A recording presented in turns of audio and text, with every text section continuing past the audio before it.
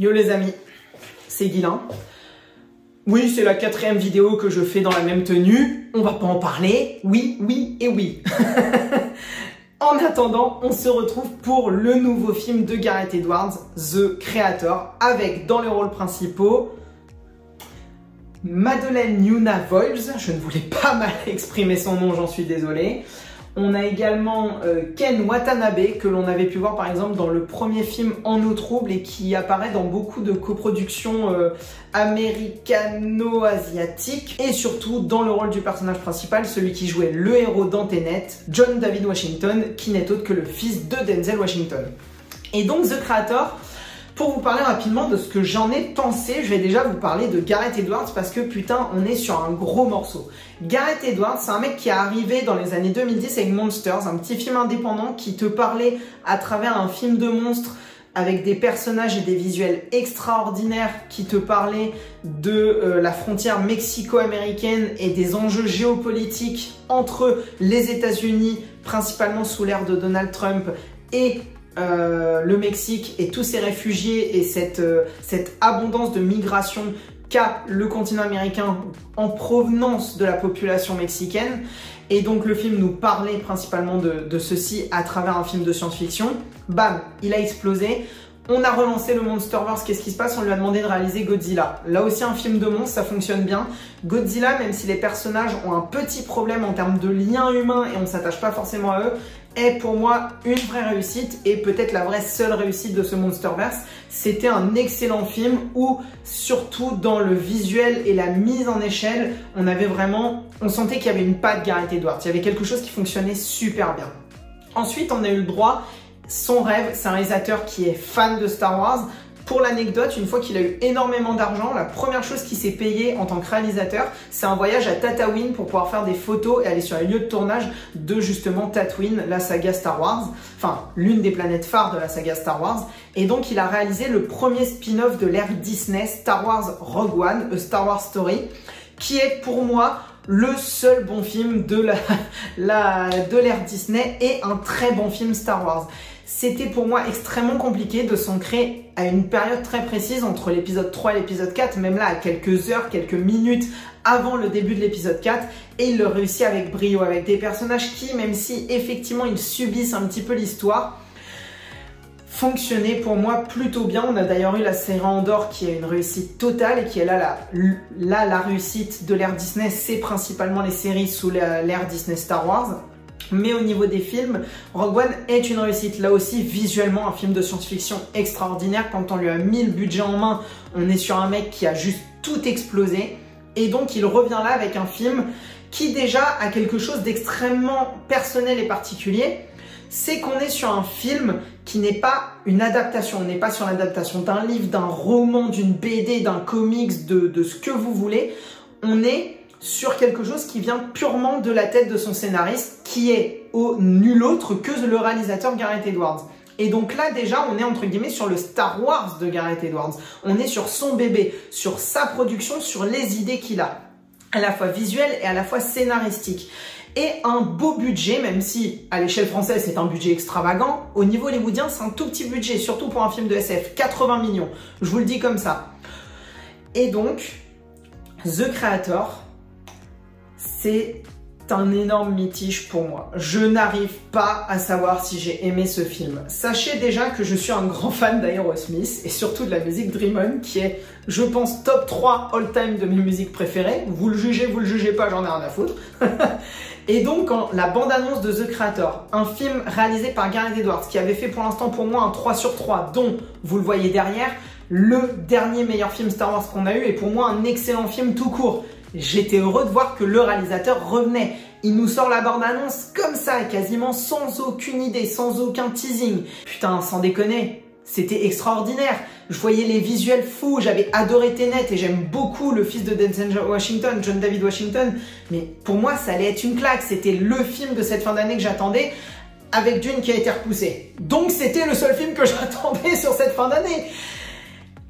Et putain, on va commencer par le gros point positif de ce film. C'est visuellement Gareth Edwards, avec son budget, avec ses idées, mais il a réussi à faire encore mieux que tout ce qu'il avait fait jusqu'à maintenant, parce qu'il a une liberté créative totale. Et donc qu'est-ce qu'il nous a fait? Il nous a pondu un classique de la SF, en tout cas visuellement. Le film, par des oppositions sur son traitement de l'intelligence artificielle, on a des oppositions, on voit à la fois l'intelligence artificielle comme on la voudrait contrôlée par l'humain, avec cette arme de destruction massive qui détruit plus de peuples que de créatures humanoïdes, que ces humains artificiels, j'ai envie de dire, enfin ces créatures artificielles, ces intelligences artificielles humanoïdes plutôt. Et justement cette créature qui est presque un humain en train de regarder ça au loin. On a des visuels qui sont extraordinaires. Je sais pas si je vais pouvoir vous en mettre quelques-uns à l'écran, mais le film est ouf. Visuellement, c'est une claque. Quasiment toutes les scènes sont folles. Surtout les scènes éloignées où il nous fait vraiment des rapports d'échelle. Il nous a aussi créé tout un univers dans cette Asie profonde avec beaucoup de rizières, avec beaucoup de petits villages, fait un petit peu de tôle, etc. Avec le vrai style asiatique, la vraie culture asiatique ancrée, mélangée avec la technologie qu'a apporté l'intelligence artificielle et qui est utilisée par cette nation, par ce continent. Et on a vraiment visuellement, on a une richesse folle dans plein de petits détails, dans plein de petits décors. Et on s'inspire de beaucoup de choses. Ces énormes tanks que ramène l'armée à la fin, on est très clairement sur les tanks qu'on peut voir dans Avatar au moment où ils détruisent l'arbre des âmes, enfin l'arbre d'Eiwa. On a également cette militaire qui nous rappelle très clairement, là aussi, le méchant qu'aurait dû avoir Avatar 2. Regardez ma vidéo pour comprendre. On va avoir beaucoup de références à Star Wars, évidemment, qui est son bébé. On va avoir sur le visuel des intelligences artificielles robotiques, je trouve qu'on a un petit côté de Chappie. Sur le message, on retourne sur Monsters, mais également parce que c'est là aussi redondant dans la science-fiction, sur ce message géopolitique et le traitement de l'immigration que peut avoir un film comme District 9. Et on se rapproche à quelques moments justement, surtout sur l'aspect peut-être un peu plus sanguinolent et un peu plus trash du cinéma de Neil Blomkamp, en tout cas du cinéma SF. Sur cette base aussi dans l'espace, avec tous les décors qui sont créés à l'intérieur, on peut avoir un petit aspect Elysium. Et là, vous commencez à le sentir avec les minutes qui passent et les références que je vous donne, et j'en ai oublié beaucoup, que c'est le gros problème du film. C'est qu'en fait, il va chercher dans tellement de choses à droite à gauche. J'aurais pu aussi citer Terminator, j'aurais pu citer un petit peu de Star Trek avec les designs de certains vaisseaux un peu chromés, un peu lisses. Et bah en fait, à aller chercher un peu partout, on a l'impression qu'on est plus sur des références à droite à gauche qu'un vrai univers qu'on a voulu vraiment créer. Et de là va arriver le vrai gros défaut du film qui fait que je suis extrêmement mitigée. Parce que j'ai beau adorer la forme, ce que je préfère dans le cinéma, c'est le fond. C'est quand les images me racontent quelque chose. C'est quand l'histoire est transcendée par sa photographie et par le talent de son réalisateur et de l'équipe qu'il y a derrière. C'est le scénario, c'est l'histoire qu'on veut nous raconter derrière.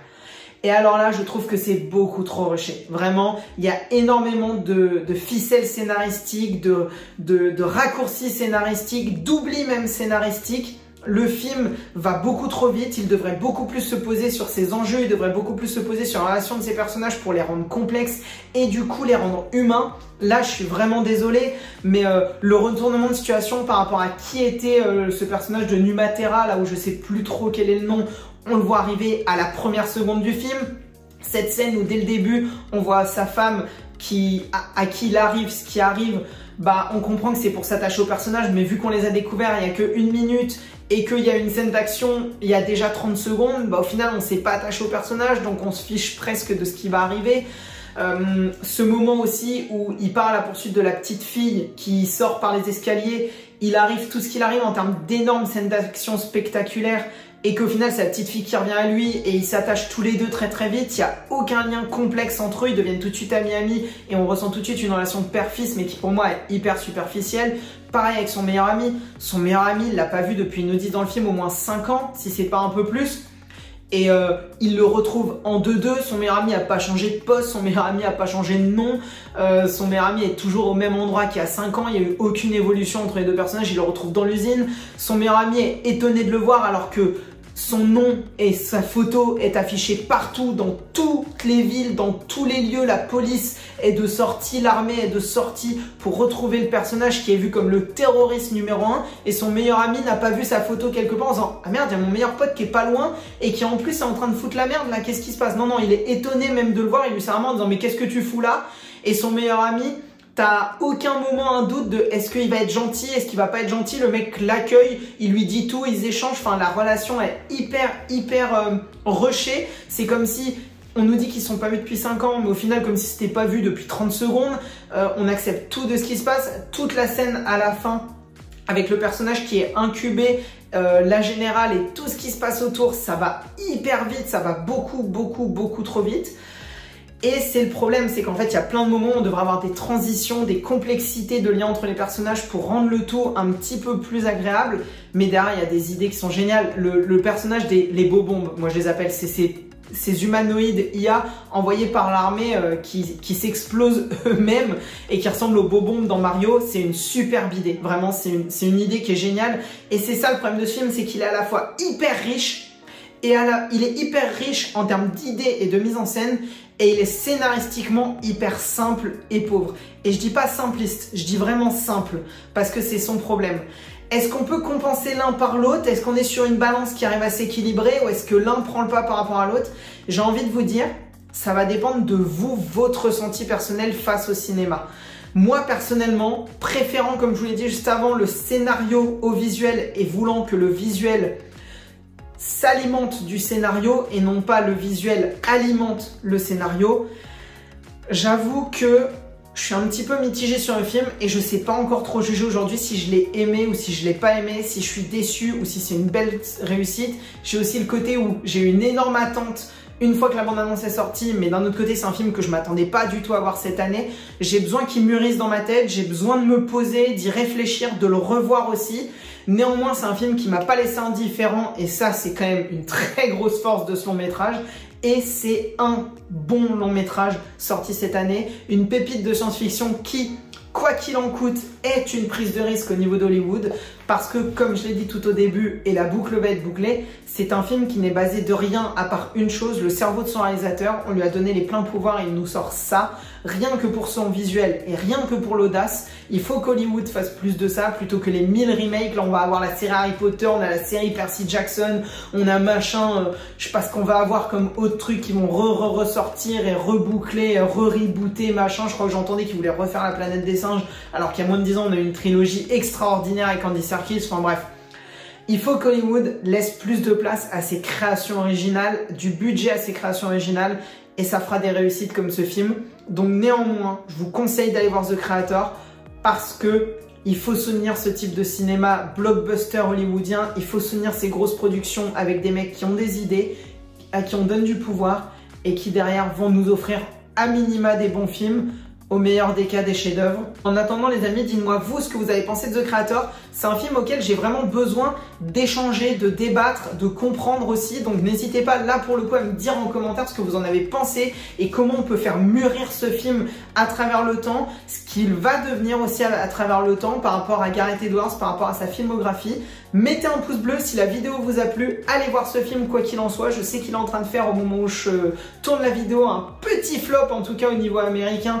Donc il faudrait que nous, au niveau de l'Europe et au niveau du reste du monde, on fasse le travail pour que ce film réussisse et rentre dans son budget, voire même être rentable, ce serait le top. Et en attendant les amis, n'hésitez pas à regarder mes anciennes vidéos, là vous en avez en plus quelques-unes qui viennent de sortir sur les derniers jours, ça va vous faire du contenu, à regarder les prochaines qui vont arriver évidemment, et pour ça, n'oubliez pas de vous abonner. Et sur ce, n'oubliez pas, regarder des films c'est bien, mais les comprendre c'est mieux. Ciao, ciao, ciao, ciao les amis.